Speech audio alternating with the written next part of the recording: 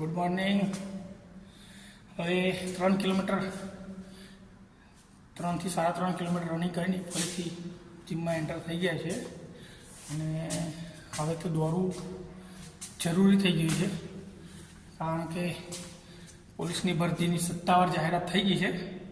તો શરૂઆત અત્યારથી જ કરો, ત્યાંથી 1 કિલોમીટર 1.5 કિલોમીટર જેવી શરૂઆત કરી દો તો આવનાર સમયમાં 5 કિલોમીટર 25 મિનિટમાં કંઈ આસાન નહીં, મુશ્કેલ પણ નહીં, પણ આસાન ના સમજો કે દોડી જવા છે.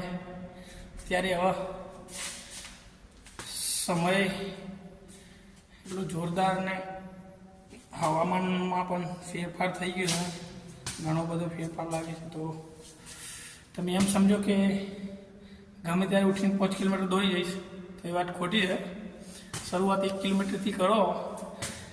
પહેલા દિવસે રનિંગ કરવા જશો, ભલે તમે 5 10 કિલોમીટર દોડ્યા, પહેલા દિવસે 1 કિલોમીટર દોડશો એટલે ખ્યાલ આવી જશે કે તમે કેટલું રનિંગ કરી શકો છો. 25 મિનિટમાં 5 કિલોમીટર દોડવાનું છે.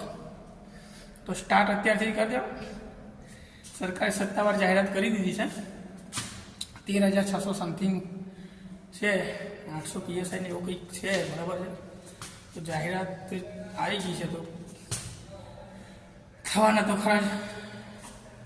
જાહેરાત સત્તાવાર જાહેરાત થઈ ગઈ એટલે ભરતી તો થવાની છે. તો તમે તૈયાર થઈ જાઓ, હો જાઓ તૈયાર, જલ્દી ફટાફટ. કલ કરે સો આજ કરે સો અબ. આજ સવારથી જ રનિંગ ચાલુ કરી દો, ચાલવાથી ચાલુ કરો, રનિંગ ચાલુ કરશો તો આવનાર સમયમાં જલ્દી અને જલ્દી 5 કિલોમીટર દોડી જવાય. આજનો વિષય તો સ્પેશિયલ જે ભરતીની જાહેરાત થઈ છે સત્તાવાર, એના માટે છે. જીમ નહીં કરો તો ચાલશે, થોડી કસરત ઓછી કરશે તો ચાલશે, બટ રનિંગ કરવું જ પડશે.